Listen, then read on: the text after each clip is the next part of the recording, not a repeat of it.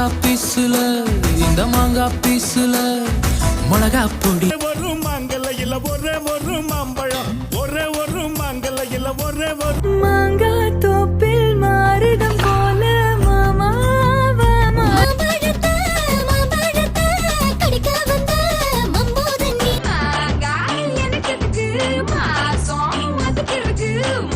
மாம்பழம் இனிக்கும் இதுதான் வாழ்க்கை மாறாது மாங்கா ரெண்டு மாங்கா மார்க்கெட்டு போகாத